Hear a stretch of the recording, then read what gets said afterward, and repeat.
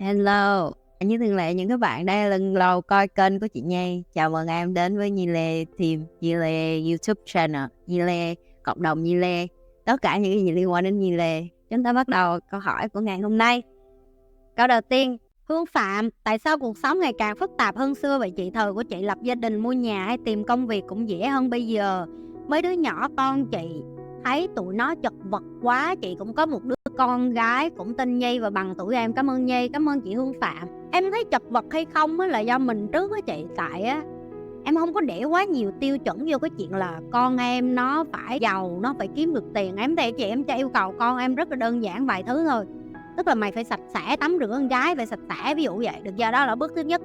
Rồi bước thứ hai, em yêu cầu con em là tao đề nghị là mày ăn uống đúng giờ, tập thể dục thể thao, chơi rồi chăm sóc não bộ của mày. Khó quá, mua nhà, mua xe, mua cửa. Nếu như khó mua nhà, tại sao phải mua nhà? Đi ở trọ đấy, đi ở nhiều người, hầu như số đông ngoài kia nhiều người ta đi ở trọ cả đời cho tới chết á. Họ cũng vẫn sống mà. Rồi kết hôn rồi xây dựng thì đừng kết hôn nữa, đi về quê ở. Mà giờ có về quê người ta cũng xài điện thoại, máy tính đồ mà chị. Nói chung là mình muốn hư hay không là do mình hết. Thì giờ nếu mà mình tập trung vô bản thân của mình á, nên em nghĩ vẫn còn chưa quá muộn để chị biểu con của chị á học tập để mà tập trung vô bên trong họ, chứ đừng có quá nhiều thứ ở phía ngoài. Mọi người vẫn cứ đi tìm kiếm những cái thứ phía ngoài. Những thứ phía ngoài là những thứ bạn không thay đổi được. Thế giới tiến lên là cái thứ bạn không thay đổi được. Thế giới nó bỏ công nghệ vô là cái thứ bạn không thay đổi được. Thế giới nó bỏ AI vô là cái thứ bạn không thay đổi được. Thế giới nó bây giờ đi du lịch các bạn thấy rồi đó, nó dùng chip điện tử. Bạn cũng không có giống mọc như hồi xưa chụp hình đăng khoe Facebook là tao được đi bao nhiêu nước rồi đâu. Giờ cái trang cái passport của bạn cũng trắng nõn à. Bạn có đi 100 nước nó cũng trắng nõn à. Giờ thì thế giới nó thay đổi là cái chuyện mà bạn không có điều khiển được. Cái thứ duy nhất bạn có thể điều khiển được là bạn thôi. Thì vẫn như cũ, bạn phải học, bạn phải nạp kiến thức vô trong đầu, bạn phải đưa vô mấy cái đường link này nè. Hoặc là không học của Nhi đi học thầy khác cũng được, nói rồi. Nhưng bạn phải học, tại vì bạn phải điều khiển bạn. Để bạn điều khiển được cái cỗ máy này, để bạn hiểu được cảm xúc của bạn, để bạn hiểu được bên trong của bạn, để bạn hiểu được tại sao mình vận hành như vậy á, thì bạn phải đi học.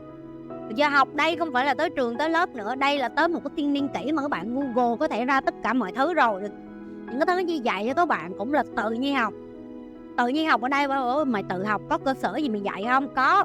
Nãy tôi dạy rồi đó, bất cứ cái gì tôi dạy tôi cho mấy người đệm bằng chứng cho mấy người thấy. Đó là Nhi đọc rất là nhiều sách, Nhi đọc rất nhiều công trình nghiên cứu khoa học. Nhi rất là thích những cái ngành liên quan về con người và tâm lý học, cho nên Nhi chưa bao giờ dừng học hết. Ngày nào Nhi cũng học hết. Nhi rất là thích học những cái liên quan đến tại sao con người lại thích nghiện ngập, rồi tại sao con người làm sao để giải quyết cái vấn đề đó cho những cái người mà họ bị nghiện game, nghiện cờ bạc, rồi nghiện gái gố, rồi cái vấn đề gì sâu thẳm bên trong họ để họ làm cái đó, rồi tại sao người ta đi ngoại tình, rồi tại sao người ta lại đối xử với con của họ không tốt, rồi tại sao họ lại không làm cha làm mẹ tốt, hoặc là họ không làm vợ làm chồng tốt, tại sao họ được một mảng này tốt mảng kia không tốt, vân vân và vân vân. Nhi rất là thích học những cái đó. Giờ các bạn cũng phải học để các bạn hiểu bạn đi. Tại vì khi học được càng nhiều những cái thứ này, như thế cuộc đời như nó nhàn lắm. Nhàn lắm luôn. Học mà vô trong lớp được 3-4 ngày, nhiều đứa đi học về nó thấu hiểu cuộc đời nó rồi đó. Đời nó nhẹ nhàng lên, vui lên, buồn lên rồi gì đó tụi nó hay nói đó. Học là cách duy nhất để cho bạn vượt qua được những cái mà các bạn nãy giờ mới nói như là chị Nhi. Cuộc đời này giờ khó quá, mua nhà, mua xe, mua đất khó với bạn thôi, chứ những người ta có kiến thức á, người ta đâu có cảm thấy khó đâu. Block. Như thiệt nghe đâu đớn chua chát lắm. Block, chặn, chuyển nhà, chuyển thành phố, cách nào cũng được cũng phải làm thôi. Mọi người nghĩ con của Nhi mà ở với ông bà mà kiểu nhận thức như vậy, Eva có hành xử như vậy không? Các bạn chỉ có ngạc nhiên là chị Nhi sao con chị Nhi tinh ý quá vậy. Con chị Nhi gọi điện biết chị Nhi đang livestream rồi nói chuyện lịch sự nhã nhặn, bởi vì nó ở với Nhi, nó không có ở với ông bà nào mà dạy cho nó cái kiểu hồ lốn hết. Bạn chọn cái nơi môi trường cho con bạn ở thì con bạn nó sẽ hành xử theo cái cách mà bạn cho nó được học. Bạn cho nó học cái gì thì nó hành xử như vậy.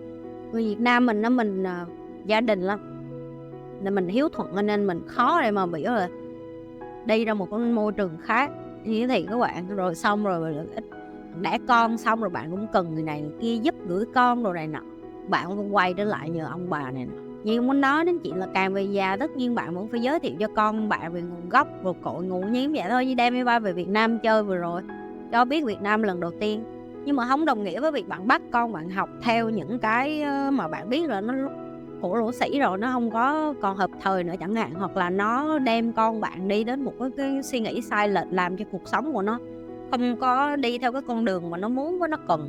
Hoặc làm cha làm mẹ thì các bạn phải nhận thức rõ là mình đang muốn con mình sống như thế nào.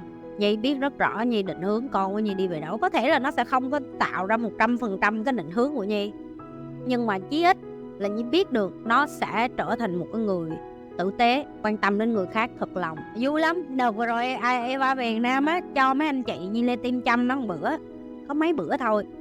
Trước khi đi hỏi câu nhẹ nhẹ, kêu bài học rút ra sau những ngày ở với Eva là gì, đang ăn chén cơm thằng nào cũng ngạn, con nào cũng ngạn hết. Kêu dạ bài học rút ra là em chưa sẵn sàng để đẻ đó chị.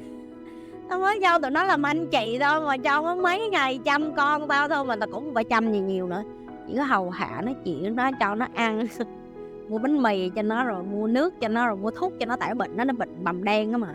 Mấy anh chị le lưỡi mới có 1 tuần mà le lưỡi rồi hên chưa đứa nào quất đẻ được gì đó. Dạ bài học rút ra là tụi em chưa sẵn sàng đẻ đâu chị. Đẻ con không khó, là tụi em nuôi con mới khó. Tụi bay là một trong những cái đó, ba má tụi bay đẻ cho đã ra giờ đi vô đây cho bà Nhi dạy lại. Trời đất, cứ quên nhấn like, share và subscribe nghe. Mê thì đừng có quên là nhấn dưới cái khung mô tả này nè. Tham gia Nhi Lê Foundation nè, tham gia Nhi Lê Team nè. Ai mà muốn học cá nhân với Nhi đường link cũng ở dưới luôn. Rồi, thế thôi. Bye mọi người, gặp lại mọi người trong những cái live kế tiếp của Nhi.